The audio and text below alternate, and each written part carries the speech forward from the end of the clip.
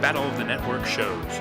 Join Rick Brooks and Mike Kogel as they explore the TV of the 70s and 80s through hand-picked episodes of their favorite and not-so-favorite series.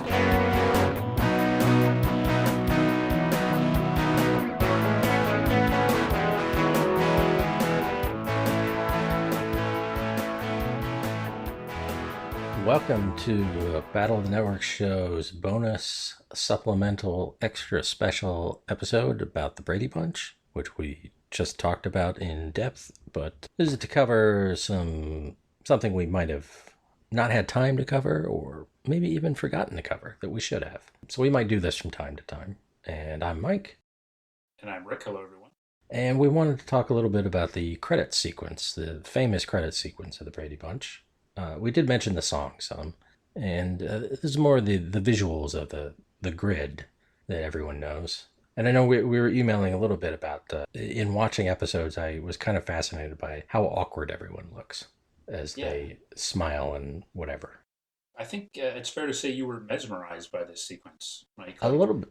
Even beyond just watching the show and enjoying it as entertainment and even, preparing for the podcast, there's something about this opening sequence, I think, it's stuck in you in a way that, we didn't quite adequately cover it. And I think it's important that we talk about it because you were really, you were enthralled by this. Understandably so. It's a fine piece of editing. It is a fine piece of editing. I don't really know how they accomplished it.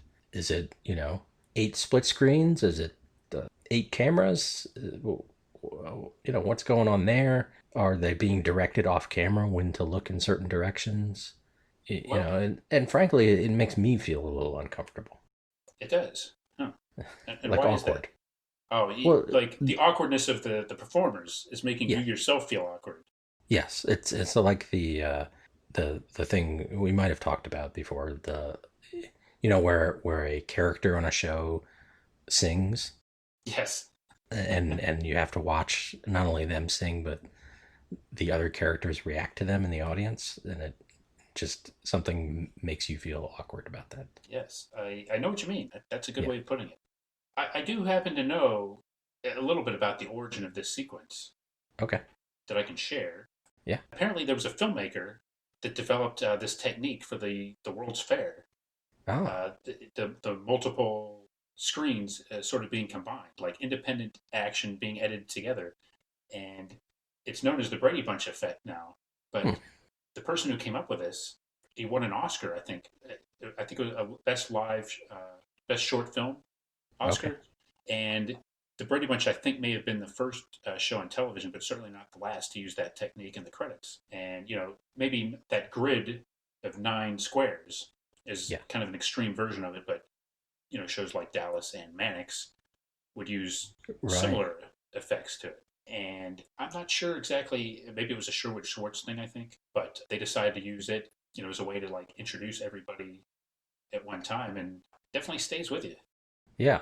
I did. I think in the True Hollywood Story of Sherwood Schwartz talked about looking at a checkerboard, looking at something that had checkerboard pattern and realizing that was a good way to introduce all these characters. So that combined with this technique, that makes sense. Certainly the 70s had a lot of split screens in movies and things too. So it's not too surprising. And you also look at it as one of those quaint things where it's like I could probably do that on my computer now very quickly or fairly quickly. World's Fairs. We need World's Fairs again. We do. And there's a man, Howard Anderson, who was a visual effects person who came up with the idea to make the individual videos, and he instructed everybody to look up, down, to the left, and so forth. By the way, my source for this is Kimberly Potts' book, The Way We All Became the Brady Bunch, which is, I think we mentioned in the full episode. But I want to give her credit because I hadn't seen such a detailed explanation of this, and I think it's cool that she included it because it's one of the most enduring aspects of the show. But do you know who his favorite performer was? So you said that you thought. Have you said who you thought was the most awkward? No. Go ahead with that, and then. To me, it was Bobby. Okay. And maybe not in all instances of the sequence, but certainly in the early ones, he seemed uncomfortable, and I think some of it has to do with his orthodontia needs. but Mm. he seems to be like trying not to smile a lot, and that stuck with me. Now it might just be like his placement in the bottom corner, drew my eye or something too. Mhm. But now I know you had a different choice for that. I did, and of course they changed it. They did a couple different sequences. So there's the early years, then you see them a little bit older. They redid it, but Yeah, the one that I personally found most awkward was Peter. Maybe awkward is the wrong word, but I just found him totally goofy, yeah, and it's almost that he has the same like kind of idiotic grin on his face almost the entire time. It just seems like he's like, oh, it's almost too enthusiastic for it. So that's kind of what stood out to me yeah. as just totally like, what's he so excited about? Does he know what's going on? I mean, are the characters aware that they're in this sequence? Right. Is the family like in a? Are they in boxes? Is it the I actors in boxes? I think growing up as a kid, I thought that they were actually in boxes watching each other. I don't think I Yeah, could really envision them being shot in all separate things and just getting instruction to look up and down as if they were looking at each other. I think I assumed that they were all looking at each other and they did some trick, like a Hollywood Squares set or something. well, yeah, it's very much like a Hollywood Square set, but then they're too big since they're just heads. Yeah, You yeah, know, that would there would be some extra trickery going on there somehow. yes, And it but seems like they're listening to the song yeah, and reacting to certain lyrics. Oh, that's when mom and dad met or whatever. right, right. Um, They're you know, reliving their own saga and in the I form of the theme think song. like the line about the one in curls. I think Carol looks down at Cindy when that line comes up. But I noticed too that they're always slightly behind where the show is in terms of hair. Yeah, that's a good point. So The whole thing is one of those things that's deceptively easy yeah, if it's done well. And of all the things that the Brady Bunch did, that may well be the most artistically significant. That opening sequence. what do you think about leaving Alice until after the title? It's a little bit of an insult, Yeah, but so is her position in the family. So in other words, it's entirely appropriate. yeah, When that's I'm right. when I'm watching the show with my kids, we'll kind of like go through the song and everything, and kind of the first time I watched it with them, they were enjoying seeing the different kids pop up and everything, Yeah, and then we kind of all go, don't forget Alice at the end because it really makes her look like an afterthought. yeah. Even though the kids don't get credits in the opening credits, Mm-hmm. like only the three adults do, but still, And the and B Davis, yeah, it's kind of a special credit in a way. She's right in the middle.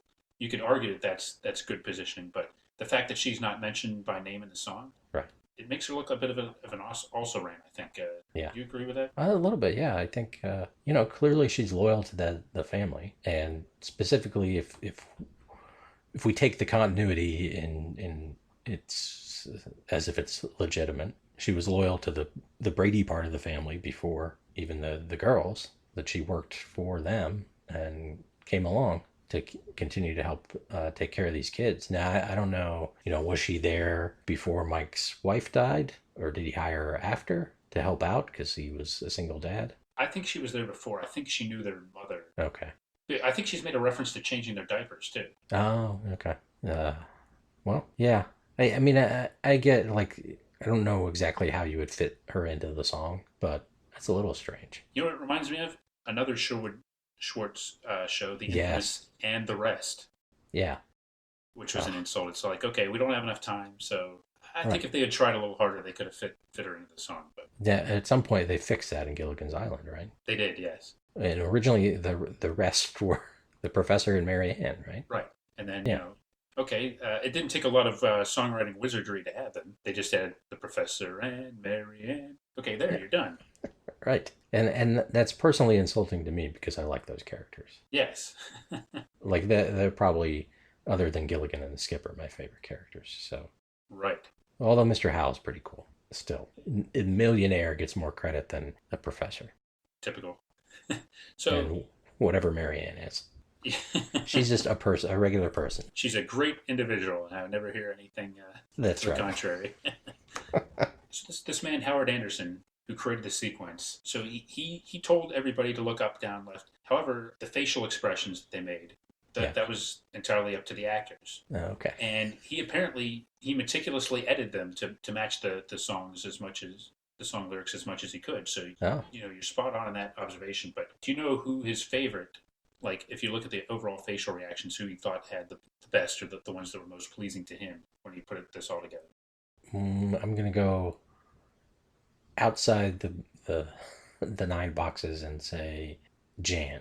Good guess, but no, he preferred Florence Henderson, Carol Brady. Oh, okay. He thought she did the best job. I don't have anything in this fine book by Ms. Potts. She does not record who he thought was the most awkward. So I think you and I have given our listeners competing views, and I think they can decide for themselves. Can we make a wild guess who was the least enthusiastic about it? Certainly can. Robert Reed, maybe? I can't verify that, but I think the betting odds would favor him being the choice for that one, for sure. Yeah. Okay, well, I think that wraps this up, and we hope you enjoyed this bit of ancillary business, and, we're glad to give a little extra time to the Brady Bunch, even though we gave it quite a bit of time. Let us know who you think is the most awkward in that sequence. Yes. Go to our mailbag at battleofthenetworkshows.com address for sending us mail, or go to the webpage or our Facebook group. But and we'd love to hear what you have to say about this, but we're probably not going to devote another episode to it anytime soon, but we're interested anyway. And who you think is the most comfortable, I guess, or the best at it. Sure, yeah. And would you want to be in a bunch of boxes with your family? Well, that's like as that. we record this, that's a situation many of us may be all too familiar with. But I Yeah, do know what you're saying, guys. Oh, that's a good point. We're all people talking in boxes has become a norm, isn't it? Yes. All right. Well, we'll see you on Thursday. Join us next time for another exciting episode of Battle of the Network Shows. Learn more, leave feedback, and suggest future episodes at battleofthenetworkshows.com. Follow us on Twitter at BatNetShows, and like our Facebook page, facebook.com/Battle of the Network Shows.